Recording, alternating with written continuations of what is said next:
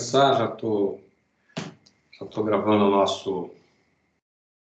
Antes de eu começar a falar do texto, nós estamos falando agora da terceira parte, né? Vamos fazer uma rodada de comentários?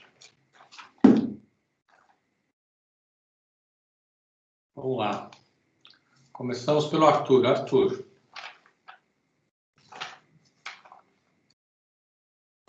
Beleza. Deixa eu só abrir aqui meu caderno rapidão, que eu vou pegar as anotações da última.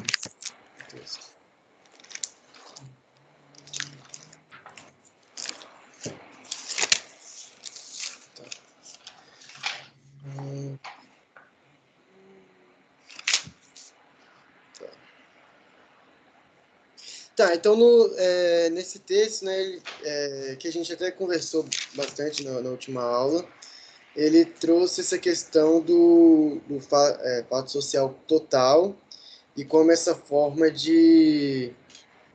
Eu acho que ele também está trazendo uma coisa de uma nova forma do método comparativo, né?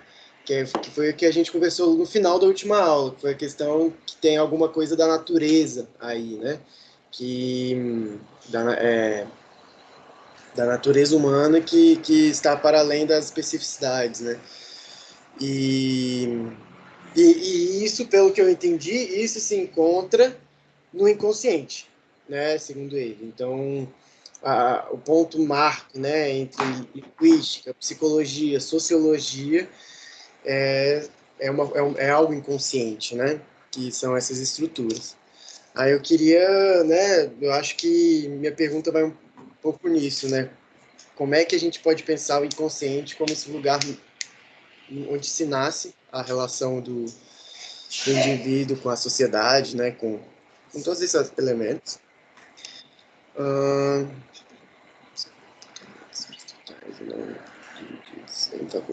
Tá, ele também traz uma coisa que numa história individual que permita, abre aspas, o comportamento de seres totais e não divididos em faculdades. E isso é uma dúvida que eu estou trazendo desde a minha leitura, e eu ainda não consegui encaixar certinho o que é... Então, o que seriam seres totais? Não sei se ele estaria se referindo a instituições, né? Ou em faculdades, que seriam as faculdades individuais, pelo que eu entendi. Eu acho que são essas duas questões que eu traria para essa primeira rodada. Você, Daniel. Boa noite, professor. Boa noite, pessoal. Então, eu não pude assistir a aula passada e também não tive a oportunidade de ver o texto, mas eu dei uma lida, né? Então, eu não sei quais foram os pontos que o senhor e o pessoal abordaram. Mas, assim, eu achei um texto bem legal. Eu acho que tem alguns pontos que eu ainda não compreendo muito bem, porque eu acho que ele faz parte muito dessa construção do pensamento e das teorias do Lévi-Strauss. Mas um ponto que eu percebi na parte 2 do capítulo, que eu acho que vai fazer, que vai servir de apoio para o Lévi-Strauss, para o que ele vai vir a desenvolver no estruturalismo, é uma ideia de inconsciente, né? Ele trata um pouco desse ponto na parte 2. Um outro ponto também que eu achei interessante, eu acho que a gente chegou a comentar isso nas aulas que foram, em que nós lemos o texto do Luiz Roberto, e da Silvia ou Lívia? Lígia Sigur. Lígia Sigur. Eles deram não me lembro exatamente quem, mas eles falaram a respeito, por exemplo, do Lévi-Strauss se amparar um pouco nessas lacunas que os textos do Mose deixou para poder desenvolver ou querer usar isso como um embasamento para a ideia da estrutura que ele vai desenvolver. E foi essa sensação que eu tive nessa introdução, que ele começa trazendo essa perspectiva, essa defesa da importância e da relevância do Mose, mas só que ele começa, talvez, eu acho que ele começa a querer introduzir uma interpretação a partir daquilo que o Mose trouxe, com o esboço geral de uma magia e também com a teoria da dádiva. Então, a sensação que eu tive é justamente essa, de que ele propõe uma interpretação para essas lacunas que ficaram abertas em relação à teoria, né? E aí, por exemplo, ele vai trazer a ideia de inconsciente, na parte 2, pelo menos se eu entendi corretamente. Na terceira parte, ele já vai também falar sobre essa questão do inconsciente. Ele vai falar também, aí eu acho que é uma questão técnica e metodológica, a questão de como que você encara o termo RAW, que é uma categoria nativa, que o próprio Moz vai utilizar ela como uma forma de descrever, talvez, a virtude da troca. Mas aí ele vai trazer uma crítica sobre essa questão do RAW ser uma categoria consciente que os nativos utilizam, porém ele acha que não é por aí muito a linha de análise. Eu acho que ele quer trazer, pelo menos, o que eu entendi, que a estrutura está a nível inconsciente.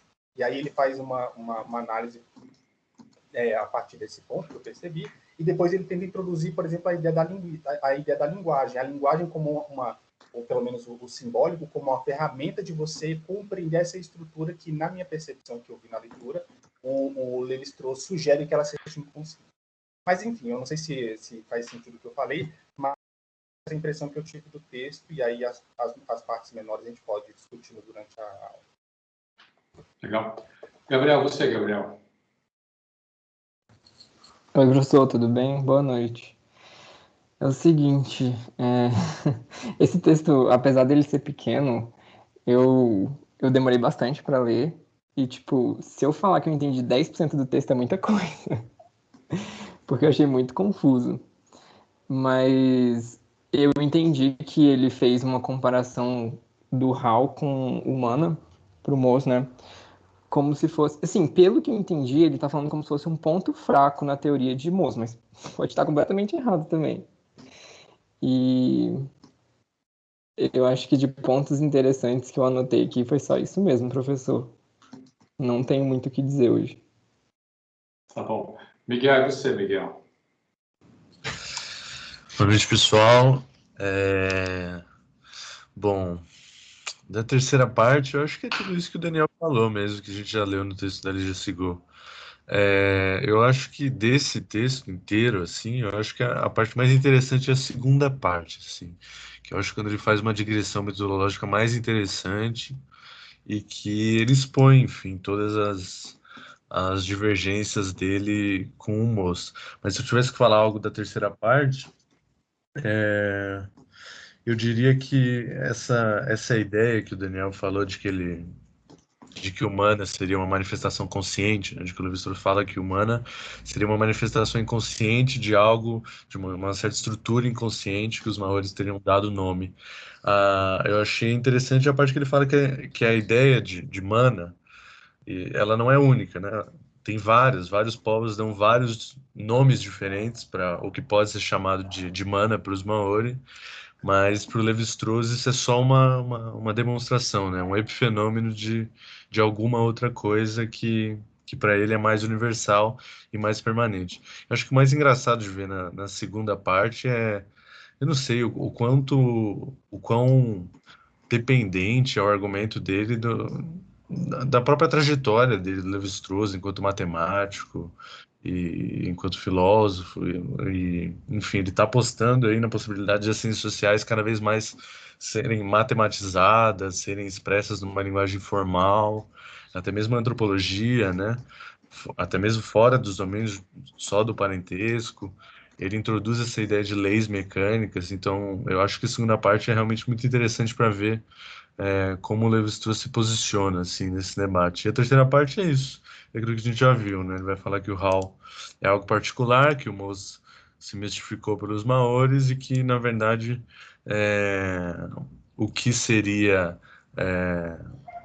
fazer jus ao Moz, ser fiel ao pensamento do Moz, seria buscar essa ideia de uma psicologia mais universal. E que o Moz teria se alegrado com isso, né? Enfim, é isso. Tá bom. Vamos lá, papá. Nayara, você, Nayara. Boa noite a todos. Assim, eu também achei um texto bastante complexo, mas o que mais me chamou a atenção nele foi a relação além da antropologia, não, a relação com a antropologia e a psicanálise, né? E, inclusive, no início ele cita Jung. mas eu achei um texto bastante complexo mesmo. Tá bom. Pedro, você, Pedro.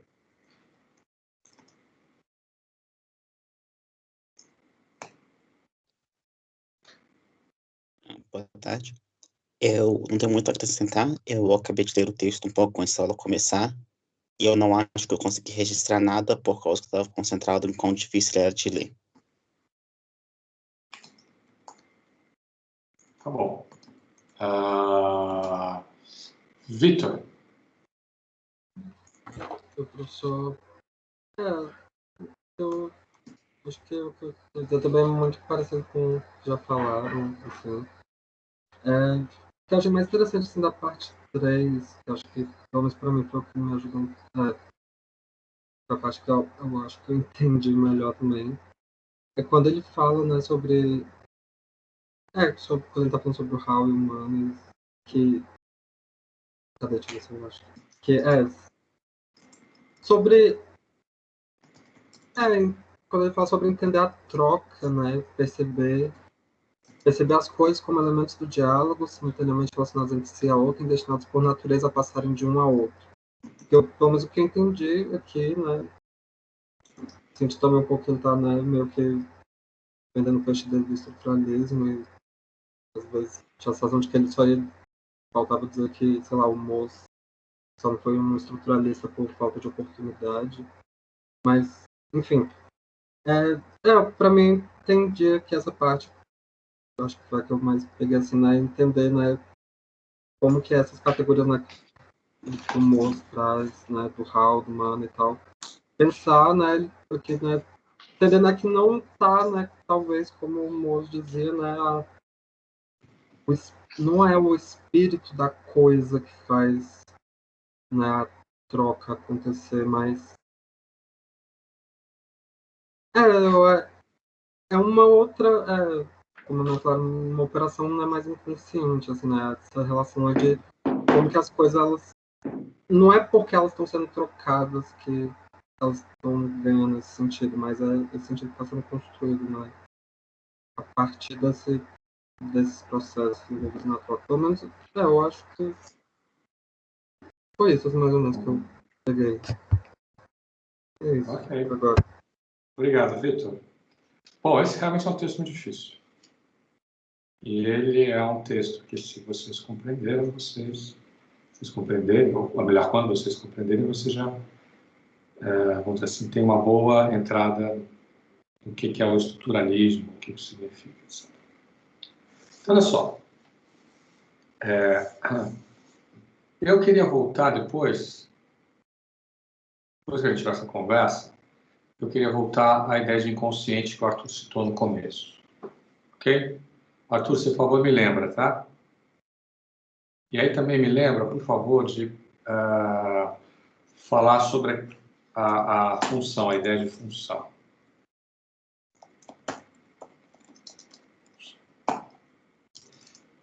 Até agora, o que o Lévi-Strauss está colocando? Ele, é uma coisa que o Daniel já tinha dito, né? Ele vai elogiando, de repente ele fala assim, mas peraí. E a parte 3, ela começa... É quase como se Moz, e aí tem a ver com aquilo que o Miguel tinha mencionado, que é a ideia de você poder ultrapassar os fenômenos, estabelecer relações matemáticas, né? Quase você formalizar relação entre fenômenos, que daria para a antropologia como,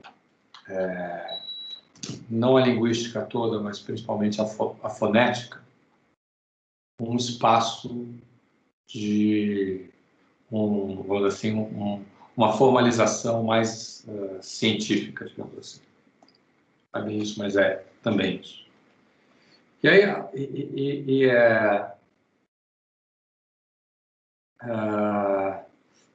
e aí é um ponto central da crítica que o Lévi-Strauss faz ao Mauss e o que se acabou se transformando na interpretação canônica do Mauss. Então, eu vou pedir para vocês lerem para mim o primeiro parágrafo da parte 3.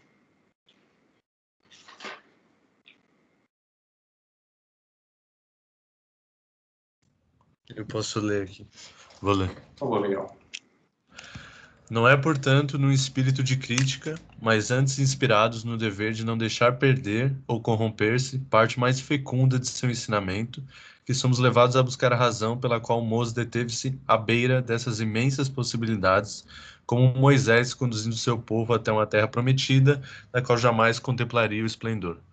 Deve Olha que haver em algum interessante. lugar... Presta. Eu vou fazer comentários, Miguel. Significa o seguinte, significa que o Levi-Strauss é o Josué, né? Porque ele leva a gente para a Terra Prometida. O moço parou, mas o Levi-Strauss entrou. Então, se a gente seguir o Levi-Strauss, a gente chega à Terra Prometida. Quem falou isso para ele foi o Salens. A Manuela Carneiro disse que ela estava do lado dele quando foi num congresso, né? Que o Salles é muito gozador, ou era muito gozador. Aí ele falou, aí ela falou que ela olhou para a cara dele e eu perguntei como é que foi a cara. Ela não quis me descrever, não. Ela falou, o que você acha que foi? Mas dá detalhes, Manuela.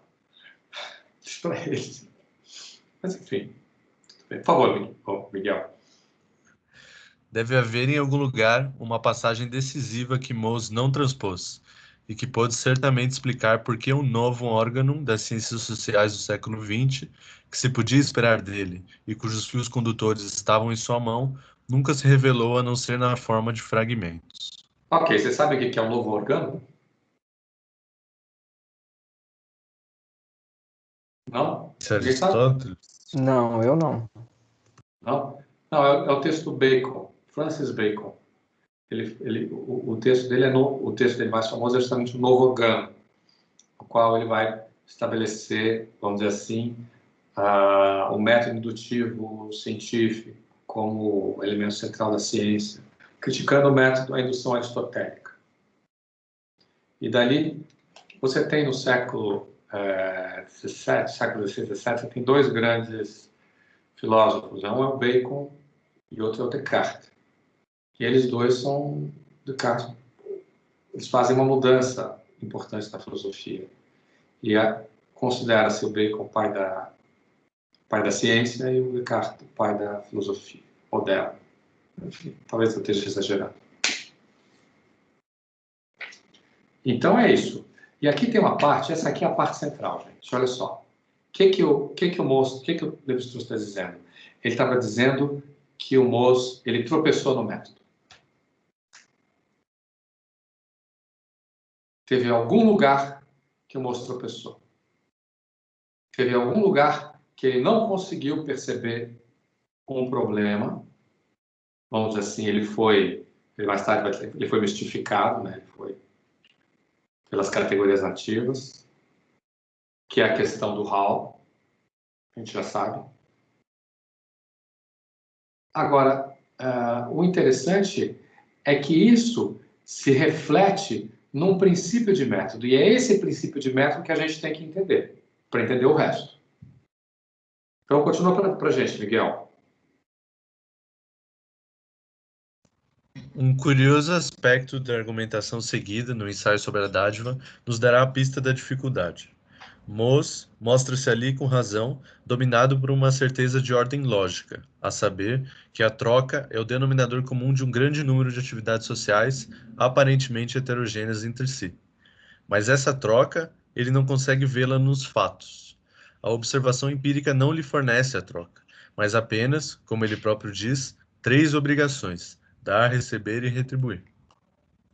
Toda teoria reclama, assim, a existência de uma estrutura, da qual a experiência não oferece senão os fragmentos, os membros esparsos, ou melhor, os elementos. Se a troca é necessária e se ela não é dada, é preciso então construí-la. De que maneira? Aplicando aos corpos isolados, os únicos presentes, uma fonte de energia que opere a sua síntese. Olha aqui, ó, essa aqui é a parte onde as coisas começam a ficar... O Levi-Strauss inverte tudo nessa passagem. Por quê?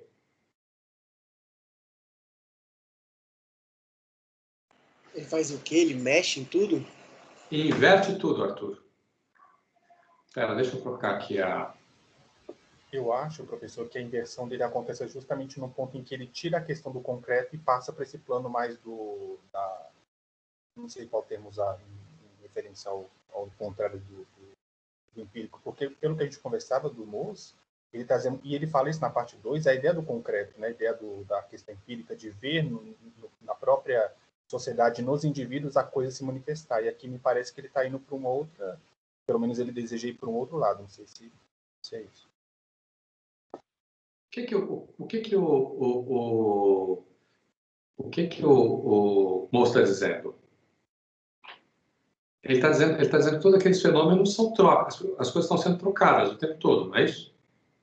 Troca de mulheres, troca das coisas, são politécios que são trocadas, palavras, coisas, etc. Tudo circula. E que o que estava por detrás disso eram 3 obrigações: dar, receber e retribuir, certo? Dessa perspectiva, o fenômeno, que é a parte da observação, é o quê? É a troca. E as 3 obrigações é aquilo que é a estrutura. Ok? Todo mundo foi até aí? O que o Levi-Strauss aqui é o contrário. O que ele observa não é a troca, o que ele observa são as 3 obrigações.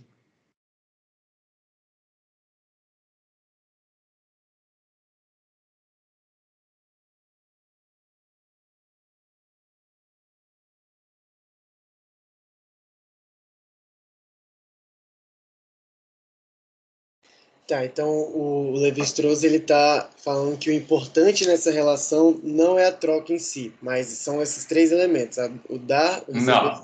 Não. O que ele está dizendo é o seguinte, que o que o Mose observa não é a troca, são as 3 obrigações. Tá. O que é esquisito, a gente pode criticar isso no Levi-Strauss, tá bom? Mas eu não vou fazer a crítica agora disso. Por quê? Porque o que a gente está querendo fazer aqui é entender o que ele está falando, ok? Pois, no final da aula, se você quiser, ou numa outra aula, eu faço a crítica. Então, o que o Mose está dizendo? O que o Levi-Strauss está dizendo? Que quando você olha para o empírico, o que você vê não é a troca, mas são 3 obrigações. O fato que o sujeito tem a obrigação de dar, então ele dá. O fato que o sujeito tem a obrigação de receber, então ele recebe. O fato que ele tem a obrigação de retribuir, ele retribui. Embora ele... E o que o Mose vai dizer é justamente que essa obrigação de retribuir é problemática.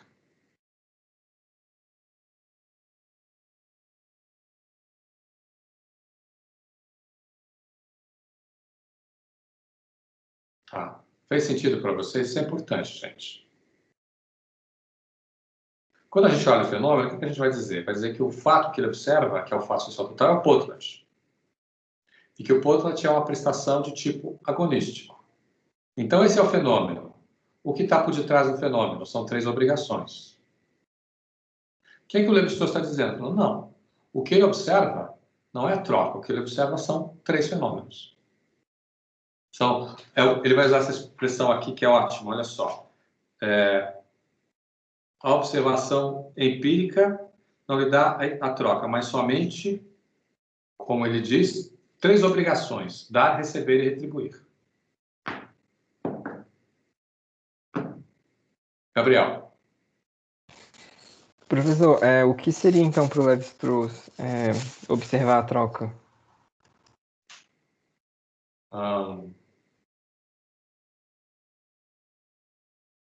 É uma boa pergunta. Talvez, se essa tivesse que o que o Mose está dizendo é a maneira como as pessoas pensam, né? Isso é, vamos dizer assim, a observação que ele está fazendo. Que é, inclusive, é o que as pessoas se comportam como elas pensam. Mas o que chama a atenção para ele é o que as pessoas pensam. Então... porque ele está estudando... Tá, tudo bem, ele pode falar que, tipo, você não está observando a troca, você está observando essas 3 obrigações, né? Dar, receber e retribuir. Só que essas 3 obrigações fazem parte da troca, então, sim, de um jeito ele está observando a troca. Esse é o ponto. Então, mas aí se você Esse pensar é desse todo jeito, o o que ponto. seria observar a troca? Pois é. Esse é todo o ponto. Porque olha só, o que ele observa? Ele observa os chefes vão dizer por que ele vai fazer o potlatch? Porque ele quer humilhar o adversário, porque ele quer enfrentar, porque etc. Por que você vai receber? Porque se não recebo, eu tenho que receber o potlatch. Se não recebo, vai dar guerra. Eu vou estar humilhando o adversário, pode dar E agora que eu recebi, o que eu tenho que fazer? Eu tenho que humilhá-lo de volta. Tenho que fazer com ele o mesmo que ele... Então é isso que ele observa, entre aspas.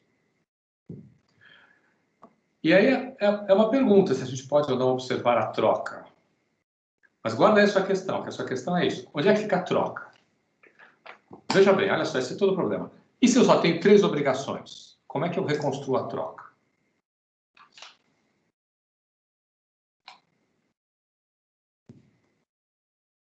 Então,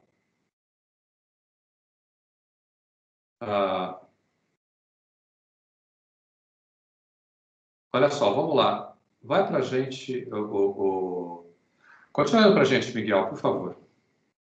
Tá bom. Mas é aqui que pode-se provar que nas coisas trocadas, entre aspas, né, há uma virtude que força as dádivas a circularem, a serem dadas e retribuídas. Mas é aqui que a dificuldade começa. Essa virtude existe objetivamente como uma propriedade física dos bens trocados? Evidentemente não. Aliás, isso seria impossível, pois os bens em questão não são apenas objetos físicos, mas também dignidades, cargos, privilégios, cujo papel sociológico é, no entanto, o mesmo que o dos bens materiais. É preciso, então, que a virtude seja concebida subjetivamente, mas, nesse caso, estamos diante de uma alternativa.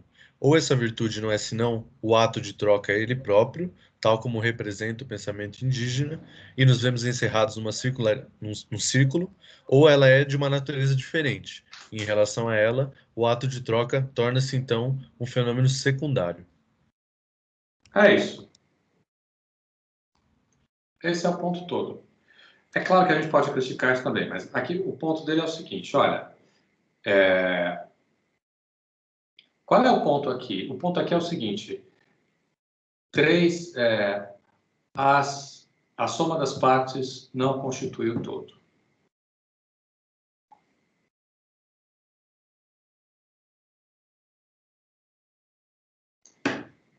Vamos parar um pouquinho nesse.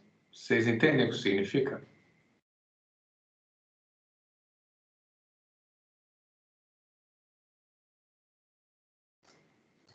Não, eu não entendo isso, professor, porque para mim a soma das partes é o todo. Não, esse aqui é o ponto, não é. Eu vou dar um exemplo bem simples, tá bom? Mas é um exemplo de lá, vocês vão ter que gastar uma coisa para me colocar. Ok. Vamos supor que eu fiquei bravo com o Daniel. Ok?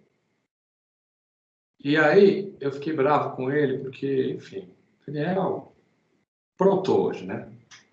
Aí eu resolvo desintegrá-lo. Ok?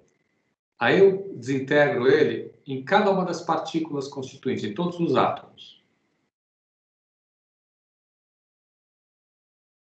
Mas logo em seguida eu me arrependo, porque afinal de contas eu exagerei. O Daniel é um cara legal. Aí eu resolvo que eu vou pegar todos as moléculas que constituíam o Daniel e vou botar dentro de uma caixa. E aí, eu tenho o Daniel de volta?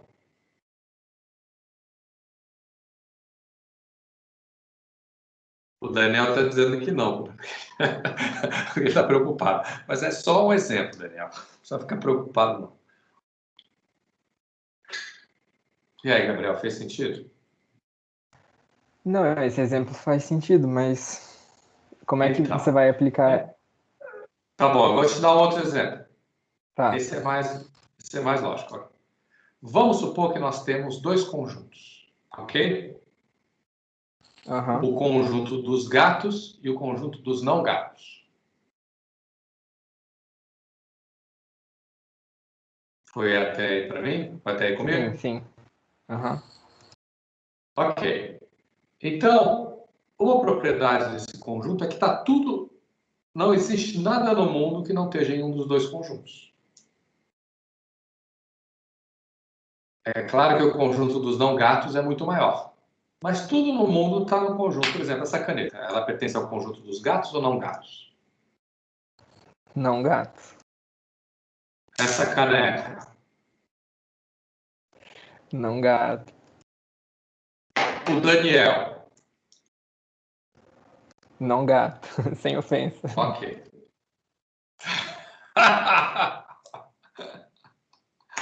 Eu não tinha pensado nisso, é que eu estou com a cabeça cansada. Ok. Até tudo bem. Mas os dois conjuntos, eles não são coisas do mundo? Aham. Tá bom. A quem pertence o conjunto? Em qual dos dois conjuntos pertence o conjunto dos não gatos? Pera, quê? O conjunto dos não gatos pertence a qual conjunto? Uai, pertence ao conjunto dos não gatos. Ok. E o conjunto dos gatos? Ao conjunto dos gatos. Não, o conjunto dos gatos é um gato? Tá. O conjunto dos gatos, então, é um não gato. Portanto, os gatos pertencem ao conjunto dos não gatos, é isso? Nossa, Ó, professor, embaralhou resultado. tudo agora. Certo. Esse é o ponto. Esse não tem saída. Você só tem saída se você pensa que os conjuntos, eles constituem uma ideia de uma metalinguagem. Então, eles não podem participar da classificação. Entendi. Vou dar outro exemplo. Eu pego um conjunto de fonemas, isso me dá uma língua? Não. Exatamente. O que é a língua? É o sistema formado por esses fonemas. Na medida em que eles adquirem sentido também. Então, o que eu tenho? Olha só. Põe na cabeça de vocês. A soma das partes não é capaz de dar o todo. O todo é uma síntese que está num plano diferente das suas partes constitutivas.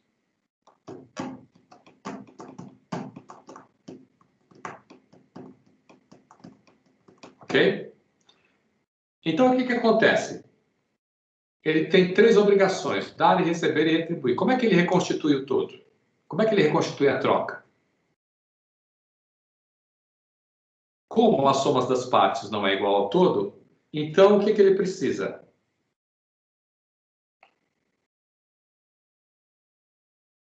Ele precisa juntar o que ele chama de uma quantidade simbólica suplementar. O RAL.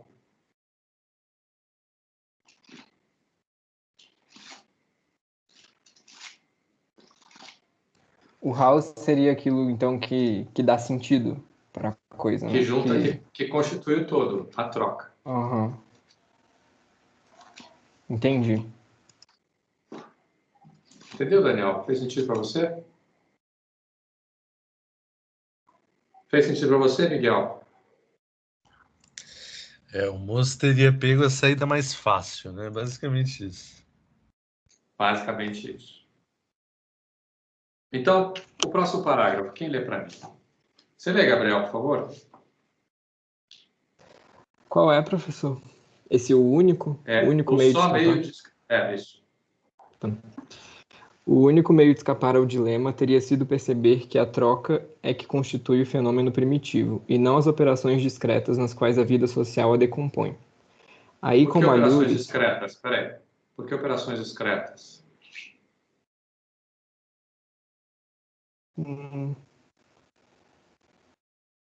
Para você opor alguma coisa, você só pode opor quantidades discretas e não contínuas. Discreto se opõe a contínuo. É como um som. Você tem um som. Nesse intervalo de som, o que eu faço? para ter um fonema, eu tenho que recortar esse interesse. Toda a parte do meio do caminho eu ignoro. Para mim não faz sentido, eu não ouço.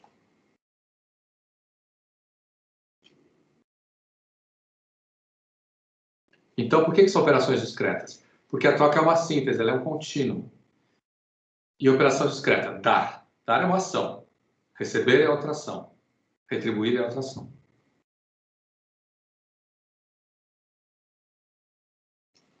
E elas se opõem umas às outras. O dar se opõe ao retribuir, se opõe ao... O dar se opõe ao receber, que o receber se opõe ao retribuir. Continuemos, Gabriel, por favor. Aí, como alhures, mas aí, sobretudo, devia aplicar-se um preceito que o próprio Mose já havia formulado no ensaio sobre a magia. A unidade do todo é ainda mais real que cada uma das partes.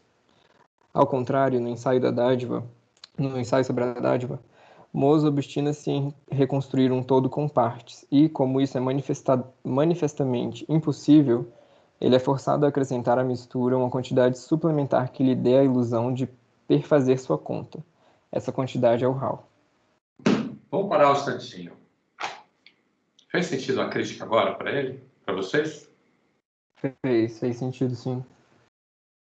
É uma crítica... Tem um princípio de método, é um princípio lógico também. A soma das partes não é igual ao todo. O todo é uma qualidade, vamos dizer assim, é uma unidade que não pode, você não consegue recompor o todo pela soma das partes.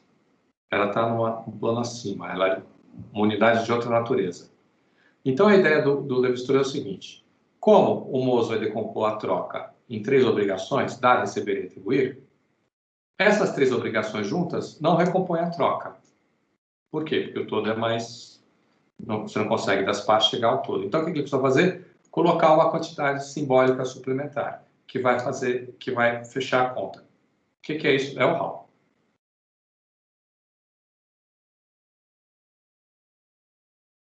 E esse é o tropeço de método que ele se refere no começo dessa parte.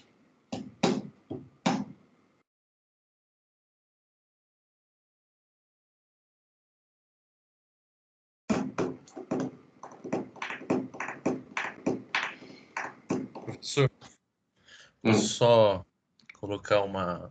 que o Levi-Strauss apresenta como sendo uma resposta alternativa a esse problema que o Mose enfrentou e que ele deu. Ele fala que foi a resposta do Malinowski. Eu vou ler o trecho aqui para a gente discutir um pouco mais aprofundadamente. Seja como for, Mose provavelmente teria encontrado certas dificuldades em levar mais adiante a elaboração do sistema. Veremos por que em seguida. Mas certamente não lhe teria dado a forma regressiva que este haveria de receber de Malinowski, para quem a noção de função, concebida por Mose a exemplo da álgebra, isto é, implicando que os valores sociais são conhecíveis em função um dos outros, transforma-se no sentido de um empirismo ingênuo, para não mais designar senão o serviço prático prestado à sociedade por seus costumes e suas instituições. Lá, onde Mose considerava uma relação constante entre fenômenos, na qual se acha sua explicação, Malinowski pergunta-se apenas a que eles servem, a fim de buscar-lhes uma justificação. Essa posição do problema anula todos os progressos anteriores, pois reintroduz um conjunto de postulados sem valor científico. Bom, para começar, aquilo que estou errado. O Malinowski, depois da morte dele, lá pela década de 80, vieram a público os trabalhos de juventude dele, que ele fez em Cracóvia, antes da guerra. E nesses trabalhos, a tese de fim de curso dele, que ele ganhou um prêmio, inclusive, do Império, né, Austro-Húngaro, é sobre o positivismo de Avenário e Marr. E dentro desse texto ele vai dizer que o conceito de função só faz sentido no seu sentido matemático. O que ele está se referindo é de um trabalho posterior que aquele sobre a cultura, esqueci o nome, outro dia eu passei por ele. uma teoria científica da cultura, que é um trabalho que o Malinowski não chegou a publicar. E que tem uma ideia de que você, para comparar as coisas, você pode comparar a partir das funções que aquela atividade tem no cumprimento de funções, da sobrevivência de funções básicas, né, que eles chamam. Então, o Levi-Strauss, por um lado, está certo, que essa redução do Malinowski não vai muito longe, é o que ele está dizendo, mas ele está errado, porque o Malinowski claramente concebia a ideia de função como uma variação matemática. Mas qual era o seu ponto, Miguel? Não, é só que... Não, você esclareceu o ponto, assim, mas é que quando o Levi-Strauss ele critica Mozart, critica Malinowski nesse sentido, ele também não deixa outra alternativa a não ser você partir para a ideia de sistema e partir para a ideia de inconsciente, porque já que o concreto, na maneira que o Mozart analisou, ele está descartado, e a ideia de função, uma função empírica, uma função significativa para os sujeitos está descartado também, ou para aquela sociedade está descartada também, ele tem que ir para outro local, né? Que, curiosamente, Exatamente. é o inconsciente, né? É o sistema, quase o lógico. No qual você tem funções que são variações matemáticas. E daí toda essa história de matemática, etc.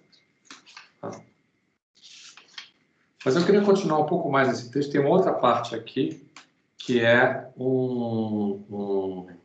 Então já todo mundo entendeu a crítica, né? A soma das partes não é igual ao todo, as obrigações não dão a troca, ele precisa juntar um cimento místico afetivo, é o Hall. Então, esse foi o tropeço do moço. Então vai. Daniel, você continua pra gente?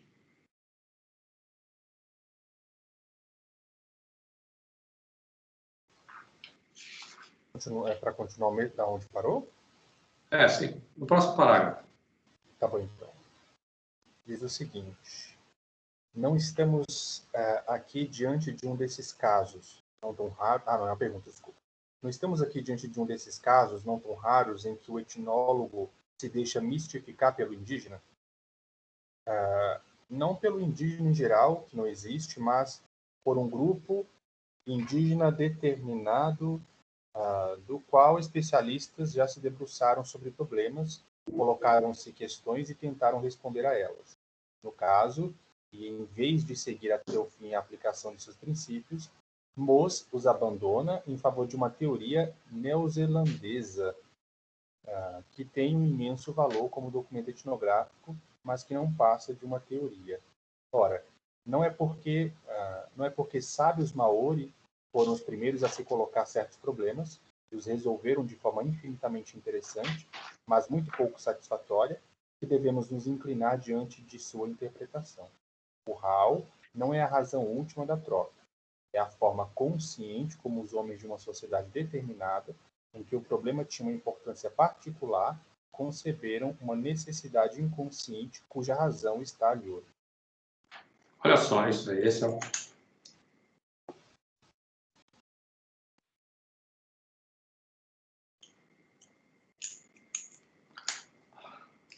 Agora, gente, vamos passar para frente. Tem um trecho aqui que é super importante, que a gente tem que... Vamos... eu vou contar quantos parágrafos daqui, tá bom?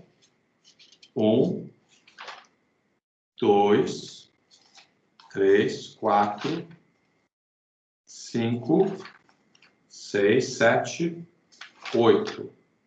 9 parágrafos.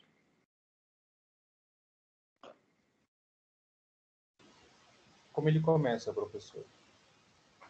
Não nos é proibido de tentar ensaiar. Exatamente. Tá. Por favor. Que parte está, Daniel?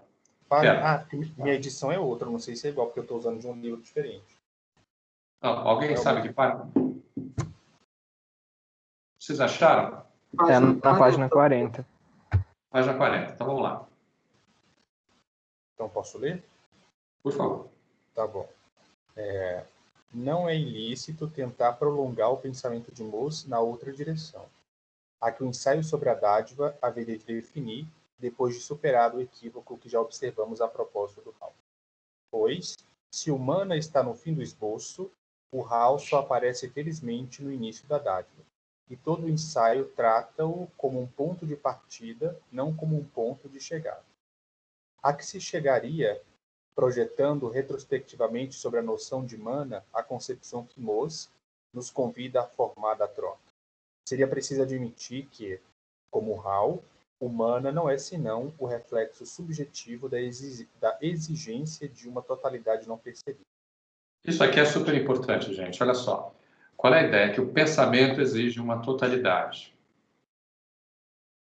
Isso faz parte, vamos dizer, da maneira como o próprio pensamento se estrutura. E o que você tem? Então você tem a exigência, vamos dizer assim, a exigência que as pessoas dessas sociedades percebem conscientemente de uma totalidade que não está percebida, mas é exigida de alguma maneira pelo próprio pensamento. Daí a noção de Hall. Ok? Continuemos. A troca não é um edifício complexo, construído a partir das obrigações de dar, de receber e de retribuir, com o auxílio de um cimento afetivo e místico. É uma Ó, essa parte aqui, pera um instantinho. Essa parte aqui que é importante.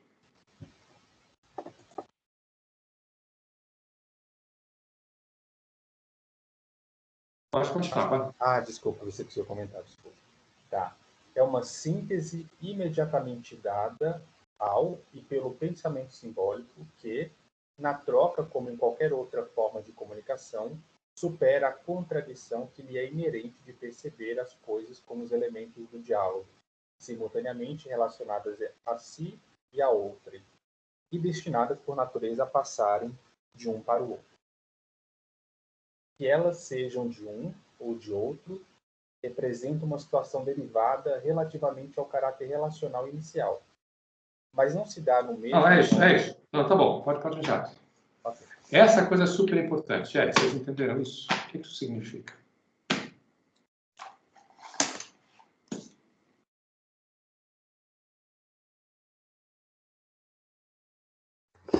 Assim, o que eu entendi dessa parte um pouco é que ele está falando sobre essa, que não é a crítica que eu entendi que ele faz ao Moss, né, que ele está fazendo que não é sobre, né, como o Moss faz, não é sobre essa qualidade, esse, não sei, valor que ele acredita que está presente naquilo que se troca, enfim, mas o que é importante mesmo é pensar que porque que é a partir dessa circulação das coisas que a gente uma pessoa de uma da sociedade, ela tem essa necessidade, né, de atribuir um significado para aquilo e acaba, né? Pois é, mas aqui tem um aspecto mais central, essa ideia de síntese. É uma síntese imediatamente dada pelo e para o pensamento simbólico. O que é isso? É uma necessidade do pensamento simbólico. Para pensar usando palavras e para comunicar-se usando palavras, você tem que... essa síntese é o princípio de tudo, ela já está dada. O que significa isso? Que as palavras elas têm uma contradição.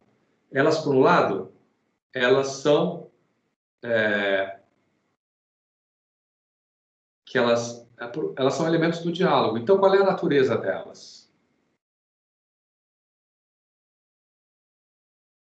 É passar de um para o outro.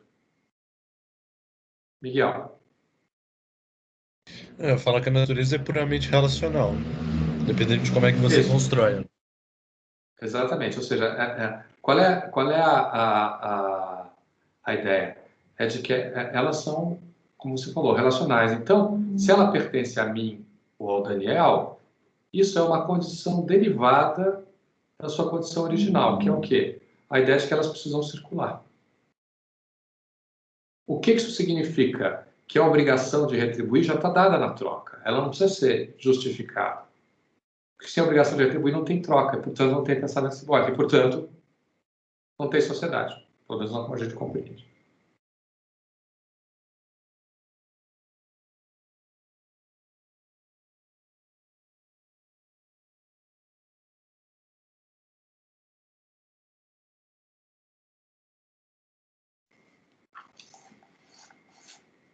Fez sentido? Ou seja, a dádiva, ou seja, a obrigação de retribuir, ela não é uma complicação. Ela não é um problema. Ela já faz parte da própria troca. Por quê? Porque a troca é um fenômeno primitivo. A obrigação de retribuir é um fenômeno derivado. As três obrigações, na verdade, né? Porque a natureza daquilo que é das palavras, como das coisas, é serem trocadas, é circularem.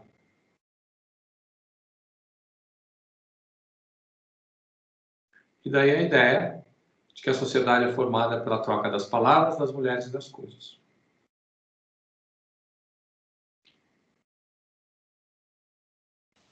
Então, professor, o princípio de tudo é a troca, inclusive, das palavras, para depois derivar a troca da coisa no mundo físico, né? Porque essa troca do mundo físico também é uma forma de comunicação. Ela também faz parte do pensamento simbólico. Você viu que a gente está bem distante da ideia da linguística agora. Enfim, mas tem alguma área de família, mas assim, é diferente. Tá bom, agora vamos para o próximo parágrafo. E aí a gente vai discutir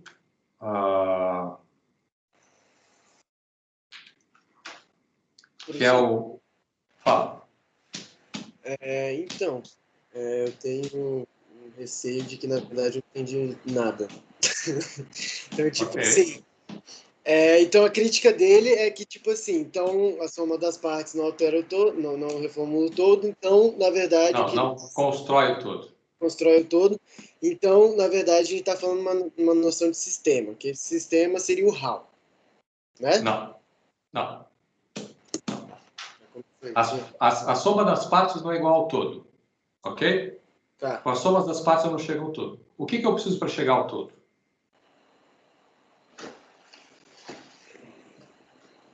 Uma ideia total? Não, eu preciso de um suplemento, uma ajuda, um empurrãozinho, se você preferir. Uhum. E esse é o how. O how é essa tentativa de você conseguir reconstituir o todo a partir da soma das partes. Mas então, how já seria não só o dar, o receber e o retribuir, mas seria o sistema em seu funcionamento. Ou seja, o próprio sistema em seu funcionamento. Não. Você tem razão, mas o sistema, o how é o quê? É a necessidade de uma totalidade que é sentida, que faz parte do pensamento simbólico e do fato de que o pensamento simbólico ele é, por definição, relacional, porque não existe linguagem de um só. Então, portanto, essa totalidade que faz parte do pensamento, da estrutura inconsciente, digamos assim, e, portanto, do sistema, ela é sentida por essa sociedade e daí a categoria de how. Eles precisam da categoria de how para poder fechar o sistema. Então, o how seria o todo do sistema simbólico. Não, é a tentativa de você, partindo das partes, reconstruir o tudo. Tá, então, aí já apareceu... Mas assim, ó, Imagina o seguinte, que dar e receber e retribuir são escadinhas, tá bom? Aham. Ok? Então, o que acontece? Você não consegue, com essas 3 escadinhas, chegar ao topo, onde está o todo. Aí, o que você precisa fazer? Dar um empurrão. Você precisa botar alguma coisa que consiga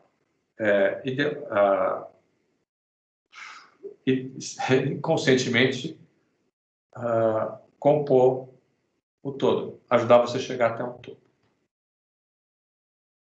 É uma metáfora, viu? Então seria um suplemento metodológico. Seria um suplemento, exatamente, mas não metodológico. Seria um suplemento afetivo e místico.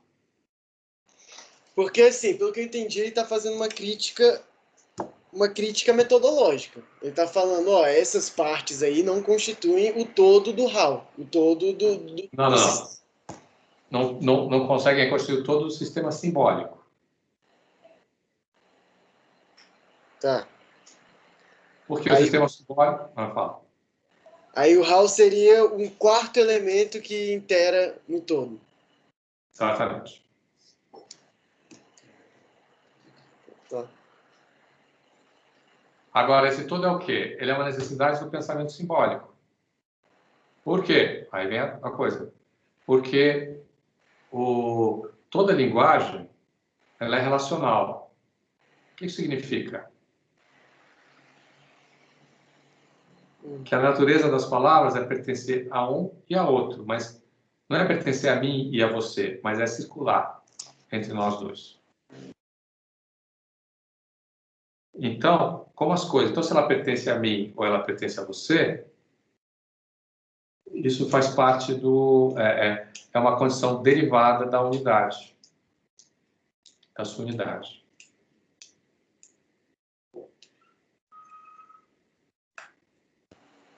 Eu acho que eu saquei uma metade aí do rolê todo, mas vamos seguindo, que eu acho que com o andar das carruagens a gente vai Aqui começa a ficar mais difícil.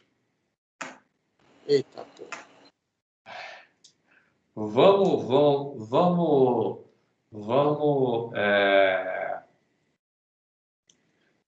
para o próximo parágrafo. Quem lê para mim? Vamos no outro. Você, Arthur, lê para a gente. Beleza. O próximo parágrafo seria... Porque olha só, que agora ele já resolveu para ele a questão do problema do HAL. Já entendeu? Você não precisa do HAL, porque o HAL eu já tenho a totalidade já é a troca, então eu não preciso reconstituí-la. Então eu posso fazer a economia do HAL. Mas era só uma questão, o que é o HAL? E é isso que ele vai tentar responder agora, né? É isso. E aí vai dar uma volta longa, mas vamos ver. Beleza. O parágrafo não estamos aqui diante? Você quer que eu leia? Não. É no caráter relacional do pensamento simbólico que nós podemos... É no começo de um parágrafo? No começo. É no próximo parágrafo que a gente estava lendo. Eu não estava acompanhando no livro. Qual que é a página? Eu estou com o livro... 31. Quanto? 31? 41. 41, tá, beleza.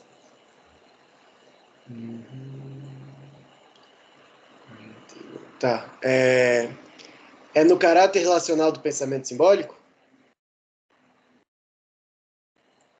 É isso aqui que você quer que eu leia? Por favor. Tá. É no caráter relacional do pensamento simbólico que podemos buscar resposta ao nosso problema. Quaisquer que tenham sido o momento e as circunstâncias de seu desaparecimento na escala da vida animal, a linguagem só pôde nascer repentinamente. As coisas não puderam passar a significar de forma progressiva. Em consequência... Ok, peraí. Isso é bem difícil de entender. Porque viola o senso comum. Por que viola o senso comum? A ideia que a gente tem é que você primeiro conhece. a palavra, que a linguagem nasceu lentamente. Primeiro você tem o nome de alguma coisa, depois o nome de outra, depois o nome... Aí você vai, né? Até o momento que você tem uma linguagem com verbos, etc. Né? Com outras possibilidades. Então, o que ele está dizendo é o contrário, que a linguagem nasce de uma vez só. O Godelier vai chamar isso aqui do Big Bang da linguagem. Então, continua, Arthur, vamos lá.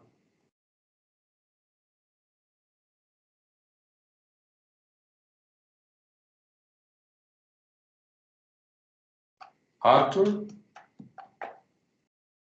Desculpa, professor, estava mudo. Tá. Em consequência de uma transformação cujo estudo não compete às ciências sociais, mas à biologia e à psicologia, uma passagem efetuou-se de um estágio em que nada tinha um sentido a um outro em que tudo possuía. Ora, uma observação aparentemente banal é importante, porque essa mudança radical não tem contrapartida no domínio do conhecimento, o qual ele se elabora lenta e progressivamente. Dito de outro modo, no momento em que o universo inteiro, de uma só vez, tornou-se significativo, nem por isso ele foi melhor conhecido, mesmo sendo verdade que o aparecimento da linguagem haveria de precipitar o ritmo do desenvolvimento do conhecimento. Peraí, vamos ver. O que significa isso aqui até agora? Peraí. Por que a linguagem só nasceu num golpe só? Eu também não sei muito não, professor, porque eu imagino, tipo... É bem difícil, Arthur. Você pode violar completamente o senso comum. E isso, na verdade, está ligado ao que você tinha falado antes, a ideia de sistema. Uhum. Por quê? Para ver linguagem, o que você precisa ter? Você precisa ter um sistema. Não existe linguagem sem um sistema. Então, para ver linguagem, você tem que ter o sistema. O sistema não se monta só de uma vez. Não se monta aos poucos. Ele se monta de uma vez. Em um determinado momento, as coisas não tinham sentido, significado. Agora elas passam a ter. Uhum. É claro que o sistema vai se complexificando com o passar do tempo, ele vai ganhando novas dimensões, E ele, como eles falam assim, o conhecimento, ele só progride muito lentamente. Mas o significado tem que ser criado de uma vez só.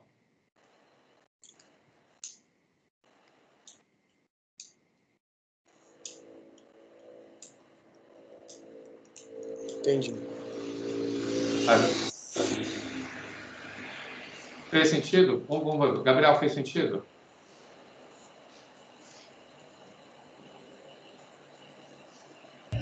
Fez, professor. E para você, Miguel, fez? Fez também. Vitor, fez sentido para você? Fez também, professor. Acho que sim. Pedro? Sim. E para você, Nayara?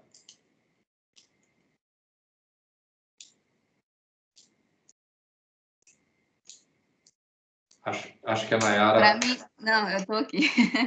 Ah, Para mim, está fazendo sentido aos poucos, é bem confuso. Agora ele começou a não é confuso, ficar... é difícil, é diferente.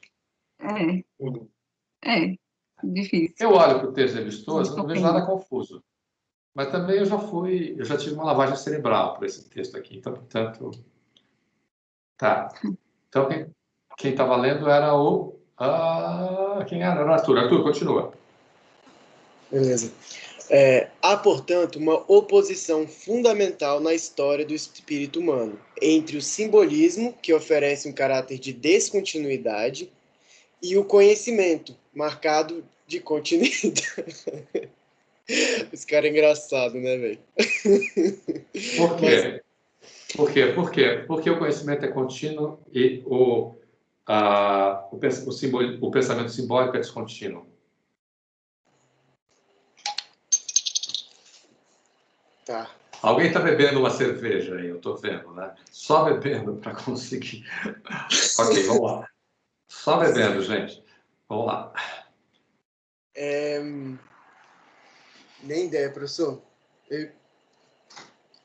Tipo assim, simbolismo ele cria repentinamente exatamente porque precisa dos pares de oposição, porque a língua só faz sentido entre as oposições entre as palavras, né? Entre os fonemas, por exemplo, né? Então, seria uma descontinuidade, que eu entendo de descontinuidade seria nesse sentido, de que uma palavra depende da outra para fazer sentido. Elas têm que ser opostas. Elas têm que ter uma oposição. Entendi. Já o conhecimento, o que ele vai se construindo a partir do conhecimento anterior. Então, ele é contínuo. Tá. Entendi. Então, vamos lá. Professor, peraí, pode repetir o que o senhor acabou de falar, por favor? As palavras, elas só fazem sentido na medida em que elas se opõem. Que elas são diferentes entre elas. Então, elas são descontínuas. Vou dar um exemplo. Amor e ódio. Por exemplo, elas são palavras opostas, não são? Entre elas existe um buraco. A coisa é mais técnica do que isso, mas eu estou tentando ver se eu consigo dizer de uma maneira que as coisas só fazem sentido na medida em que se opõem.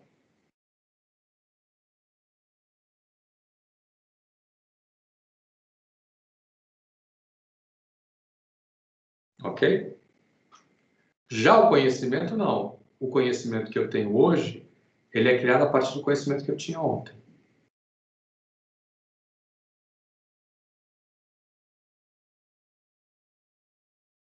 Agora fez mais sentido. Ok. Continuemos então, Arthur. Tá. Então, o que resulta disso? É que as duas categorias do significante e do significado se constituíram simultaneamente e solidamente, como dois blocos complementares. Mas que o conhecimento, isto é, o processo intelectual que permite identificar uns em relação aos outros, alguns aspectos do significante e alguns aspectos do significado, poder-se-ia mesmo escolher no conjunto do significante e no conjunto do significado as partes que apresentam entre si as relações mais satisfatórias de conveniência mútua. Só se pôs a caminho muito lentamente. Eita porra que eu li mal pra caramba. Alguém entendeu o que eu falei? Porque tem um momento que separou ali que eu não fiz a quebra. Vai lá, continua. Não, vai continuar, Arthur. A gente vai dar um jeito nisso, não se preocupe não. Beleza. Mas aqui é até uma dúvida. Aqui ele está botando em oposição significado e significante, diferente de dois significantes entre si. Isso aqui é uma outra coisa. Mas tá, de qualquer forma, seguindo aqui. Tudo se passou como se a humanidade tivesse adquirido de uma só vez um imenso domínio e seu plano detalhado, com a noção da relação recíproca dos dois, mas tivesse passado milênios a aprender quais símbolos determinados do plano representavam os diferentes aspectos do domínio. Segue? Segue, só mais uma frase, vai lá.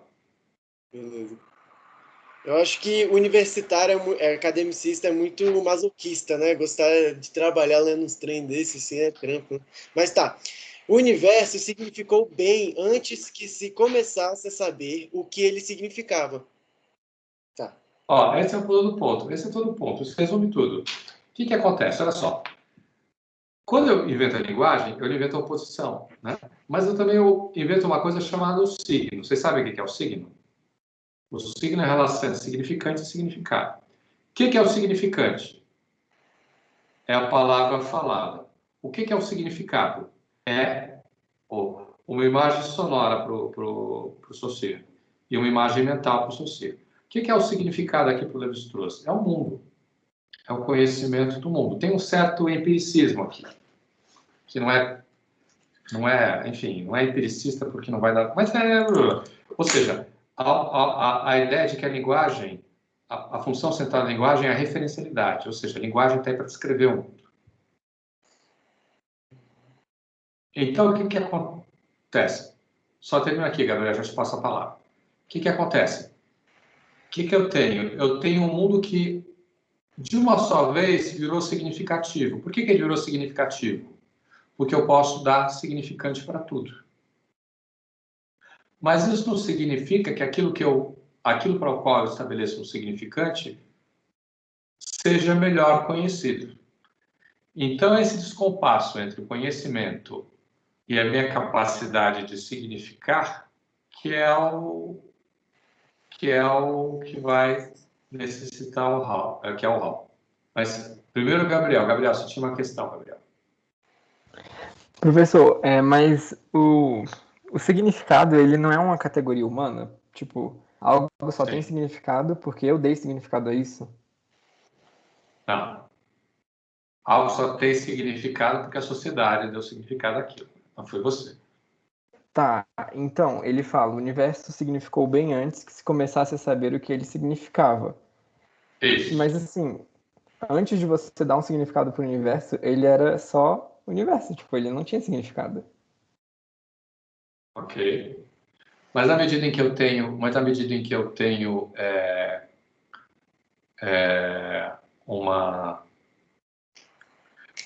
que eu crio a linguagem, eu posso nomear tudo, mas nem por isso eu conheço essas coisas melhor, que eu nomeio.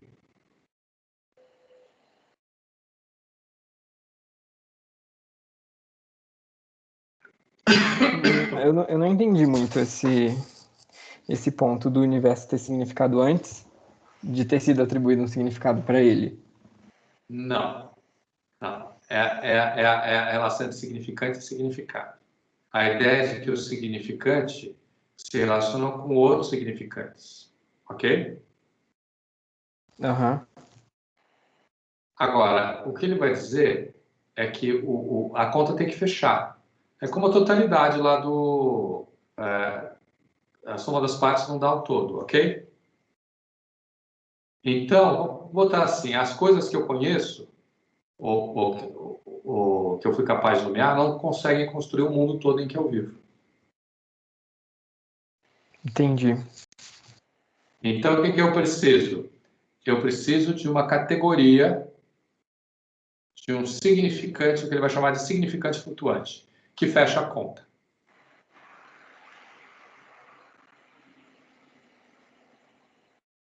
Arthur.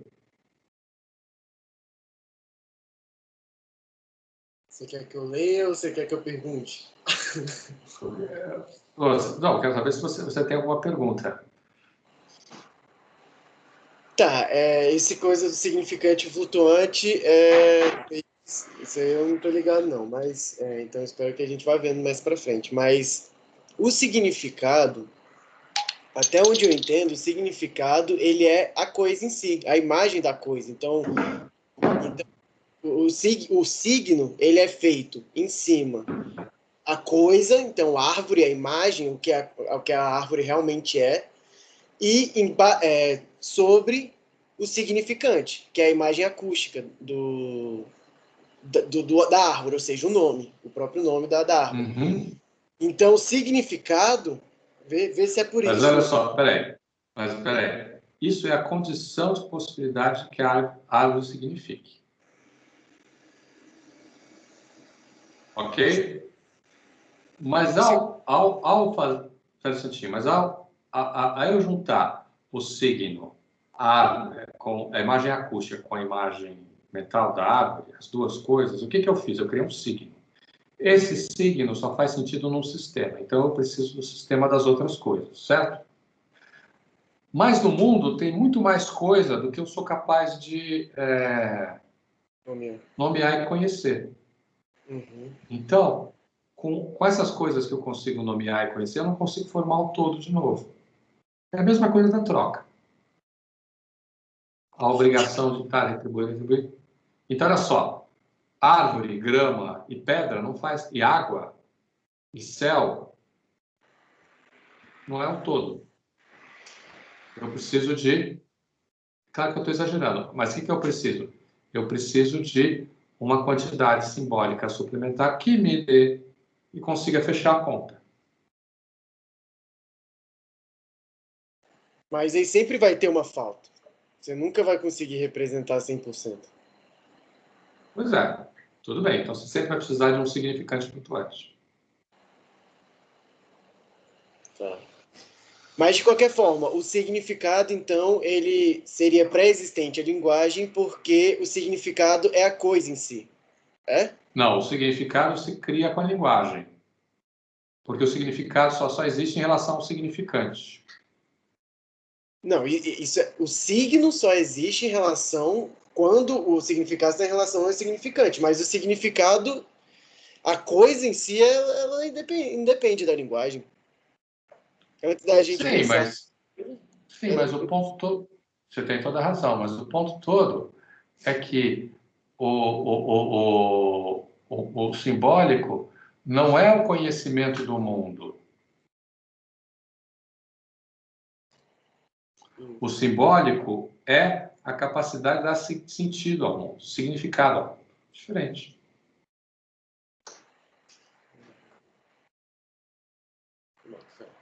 Olha só. Um macaco, ele sabe que ele tem que fugir do leão. Tudo bem? Por quê? Porque ele sabe que se ele estiver perto do leão, ele vai morrer. O leão vai comê-lo. Todavia, o que acontece? Não necessariamente ele tem um nome para o leão.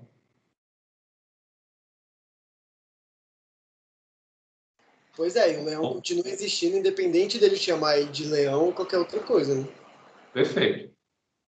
Mas no plano do pensamento simbólico, você precisa ter uma unidade. E essa unidade é que eu não consigo simplesmente com a soma das partes de tudo que eu conheço. Eu preciso de alguma outra coisa. Aí eu tenho o rol, ou significantes flutuantes. Vamos ler esse trecho? E olha só, vamos lá para o próximo parágrafo. Ó, fala assim, mas... Não, mas eu quero ir no meio do parágrafo dele. Mas em todo lugar, e constantemente ainda, entre nós mesmos, e durante muito tempo, sem dúvida. Não sei se eu peguei o mesmo lugar que você, para mim tá. Mas em qualquer outra parte, e constantemente ainda entre nós mesmos, e certamente por muito tempo, mantém-se uma situação fundamental. É esse lugar? É isso aí? Exatamente. Tá. Continua então? Aham. Tá.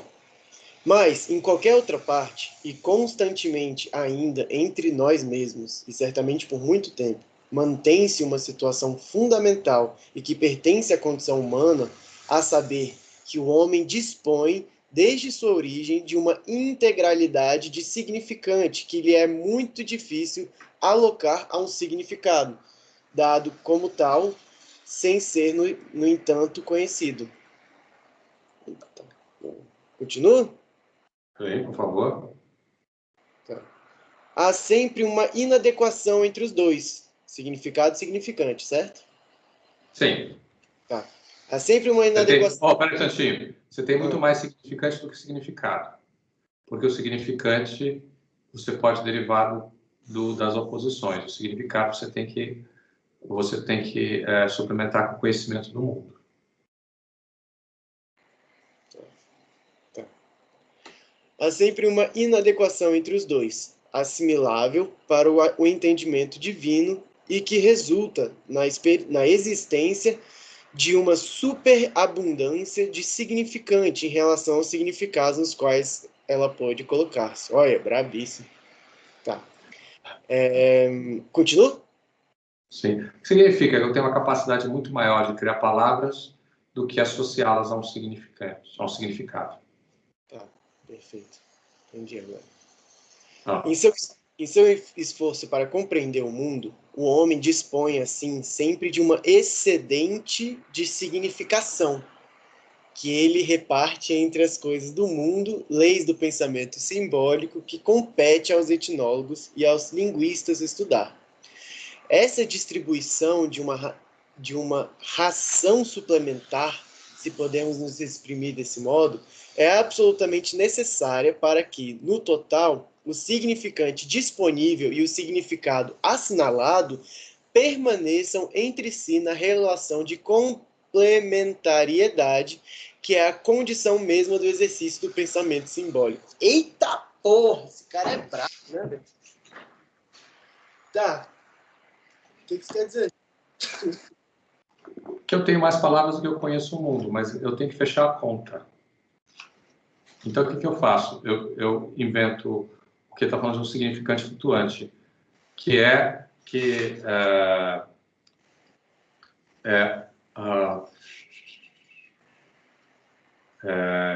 é o quê? Que é aquilo que sobra, vamos dizer assim, do conhecimento das coisas do mundo. E esse significante... Fala.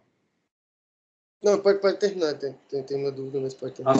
As coisas que eu conheço do mundo são menos do que o que o mundo se apresenta para mim, de alguma maneira.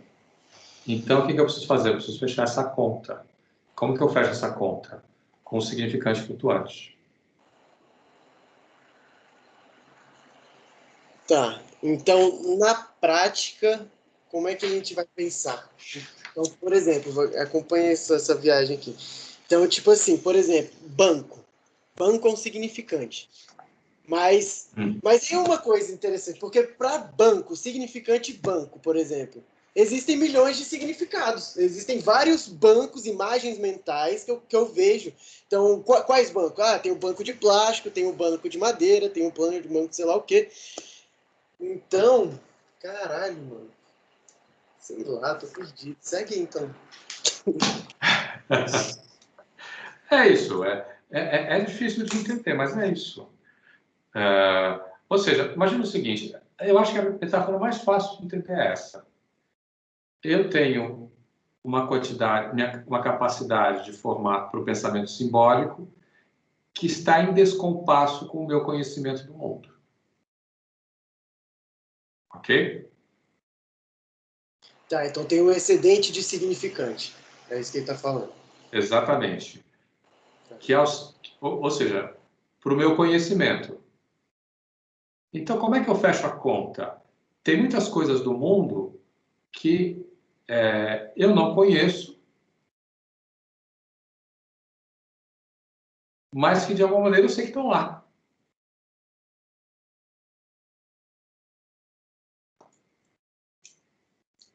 Beleza, eu acho que eu tenho uma dúvida, mas eu acho que talvez seja melhor a gente continuar lendo, que agora parece que vai ser quando ele vai falar de significante flutuante mesmo, né? Aí... Continua no próximo parágrafo, por favor. Só saber, alguém tem uma dúvida aí? Algum trauma? Continuar, foi mal. Tá todo mundo traumatizado, Arthur, nem adianta. Até eu estou traumatizado. Mas vamos lá. Tá, segue então. Acreditamos que... como é que é? Acreditamos que noções do tipo mana, por diversas que possam ser e considerando-as em sua função mais geral, que, como vimos, não desaparecem em nossa mentalidade e em nossa forma de sociedade, representam precisamente esse significante flutuante, que é a servidão de todo pensamento finito, mas também a garantia de toda arte, toda poesia, toda invenção mítica e estética, embora o conhecimento científico seja capaz, se não de estancá-lo, ao menos de discipliná-lo parcialmente. Continua? Arthur, não, peraí. Como é que nasceu a nossa sociedade? Como é que nasceu a nossa sociedade? A gente tem hoje arqueologia, a gente tem história, são todas disciplinas que se pensam científicas, ou pelo menos dentro das possibilidades do seu material, né? Agora, pensa uma sociedade que não tem a nossa ciência. Como que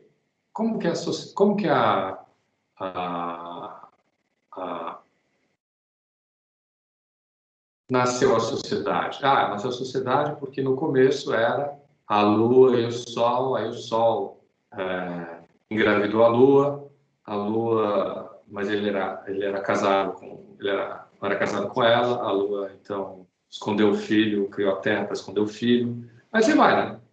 Eu estou exagerando, e o objetivo disso não é fazer pouco caso do pensamento mítico, longe de mim. O meu ponto é simplesmente dizer o seguinte: do ponto de vista que ele está dizendo aqui, é quase como se você tivesse uma oposição entre, por um lado, ciência,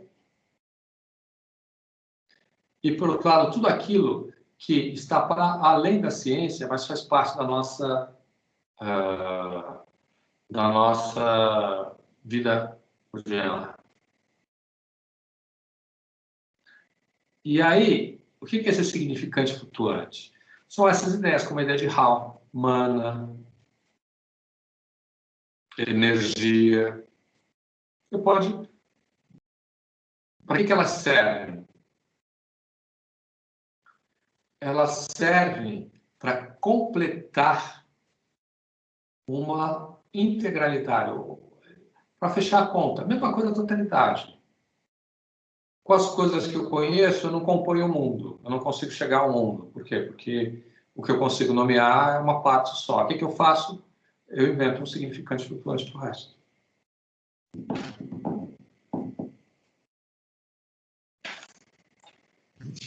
Vamos um pouquinho mais abaixo no texto.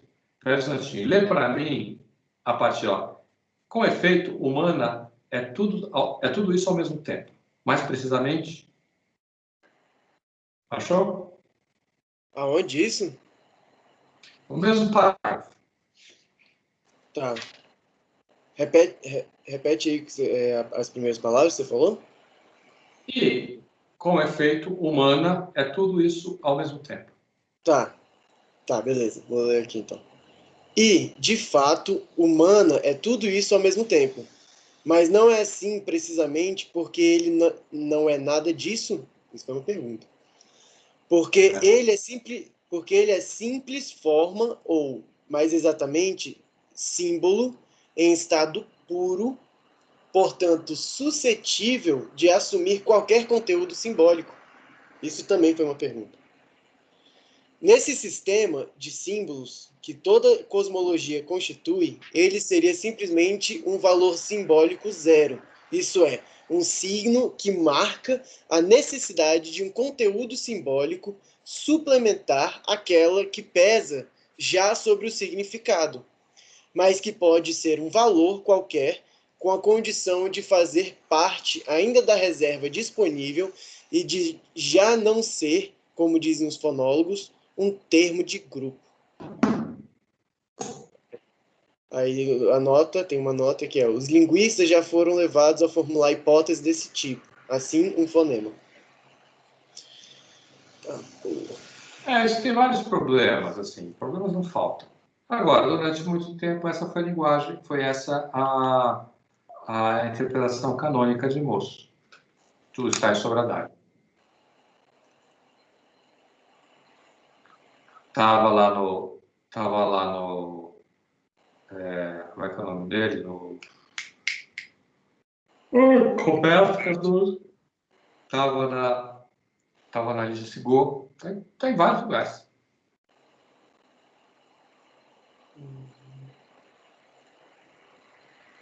Professor, então, de alguma forma, esse significante flutuante, ele serve como uma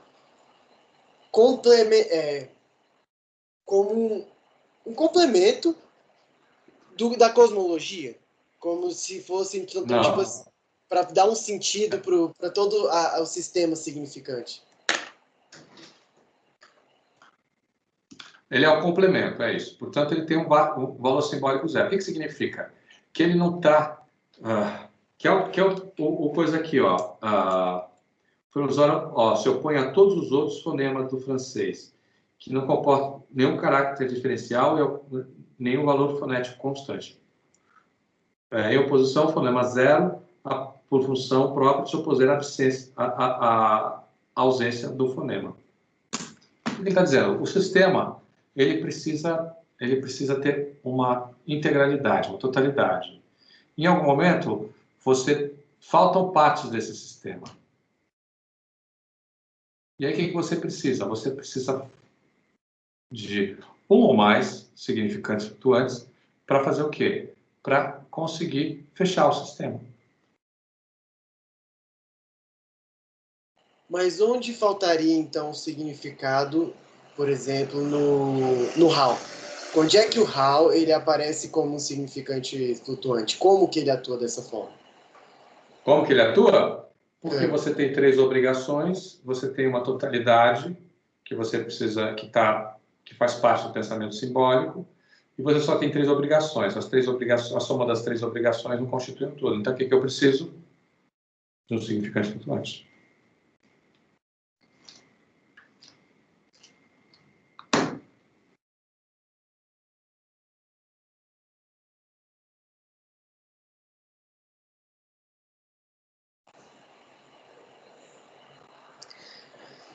Então, caralho, velho. Então, tipo assim, velho, tem as trocas. Tipo assim, tem as trocas normais, tá ligado? Qualquer sociedade, eu imagino que vai ter trocas, de alguma forma. Né? Eu acho que é esse o pressuposto que tá partindo. E a troca, ela tem um sistema de regras, né? Aqui você dá um tanto, você tem que receber algo em relação a esse valor. Ok. Então, um chefe um chefe do clã lá, ele vai dar, sei lá, tantas cobertas lá, especiais lá, e ele espera receber algo em troca. No momento que ele é generoso, no momento que ele está dando algo que ele recebeu, ele está transferindo esse HAL, esse mano, né? Ele recebeu uma coisa e vai transferir para outra pessoa, e então onde que está entrando o significante flutuante? Isso que eu não estou O entendendo. HAL é o significante flutuante. Por quê? O que ele Porque fez? você tem 3 obrigações, dar, receber e retribuir. Mas o que acontece? Acontece que a troca é um fenômeno primitivo, e a troca é uma totalidade. E a soma das partes não dá o todo. Então, o que eu preciso? Eu preciso de uma quantidade simbólica suplementar. É o HAL. Ele é o significado flutuante no sentido de que poderia ser qualquer outra coisa, Arthur, sabe? Várias sociedades deram vários nomes para isso. No caso dos Maori é o HAL. Esse extra, esse suplementar que, de certa forma, obriga e junta tudo isso, entendeu? Então, essa coisa né, que varia, né, e cada sociedade tem uma nomeação para isso, faz sentido. O que eu não entendo é o que está faltando. Quais são os significados que faltam? Pois é, esse aqui é o problema. Ninguém sabe, mas sabe que falta.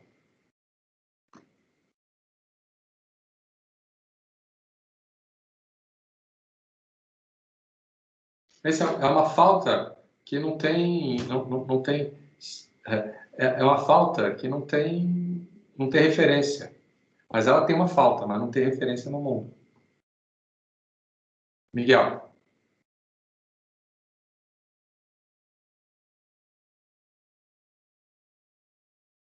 Acho que o Miguel só tinha levantado a mão para falar o que ele acabou de falar. Antes, né? Eu acho, não sei. São coisas bem difíceis. Mas olha só, a gente pode continuar discutindo isso em outras oportunidades. Agora diga. As pessoas têm costume de ler a introdução do Lévi-Strauss ao Moz antes de lerem Moz? Porque isso parece ser muito... É menos sobre o Moz a introdução e mais sobre ele, Lévi-Strauss, né? Sim. Então, é um coisa, né? Então, olha só. Eu queria conversar com vocês como é que a gente vai continuar, o que a gente vai ler em seguida. Professor, não tem tipo um texto, uma pesquisa, alguém que decidiu falar, mano, eu vou entender que caralho é essa de significante flutuante? Será que não tem um texto que explica exatamente isso? Eu acho que Tem um seria. texto que é o Enigma do Dom aqui do Godelier. Deixa eu ver se eu estou com ele aqui. Maurice Godelier.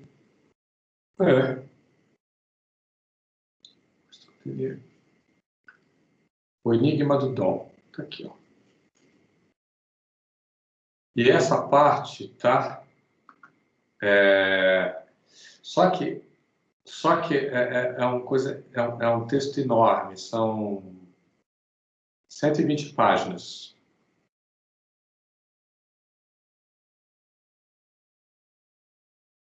Então a gente pode, que é o que é uma crítica que o Godelier faz ao Lévi-Strauss. Ok? Então, o que eu queria ler com vocês é o capítulo Legado de Mons, mas ele vai da página 19 à página 163. Uma outra alternativa é a gente ir direto para o meu texto, que é uma resenha que eu fiz do Godelier.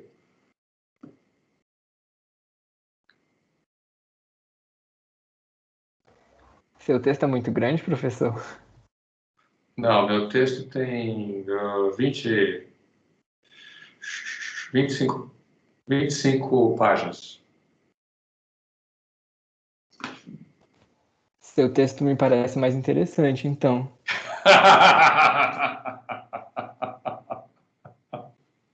Vamos fazer o seguinte, vamos para o meu texto. Aí, se vocês quiserem, a gente volta para o Godelier, não tem problema nenhum. Vamos fazer assim? Beleza. Como é que é? Qual que fica para próximo, então? O texto de um tal de Abreu. Que fala sobre o quê? Um cara chamado Godelier. E sobre o significante flutuante, justamente. Top. Demorou. Tá bom? Uhum. Por mim tá tranquilo. Então, tá combinado, meus caros. Então, até semana que vem. Até, professor. Tchau, tchau. Obrigado. E você, Miguel, como estão? Novidades? Ainda não. Esperando ainda. Legal. Mas você tá animado? Não sei. As expectativas são baixas sempre. Por quê? Porque você se desaponta mais, né? É uma coisa meio budista, assim, que eu tenho. Entendeu? Seu objetivo era... Seu objetivo é proteger-se da decepção.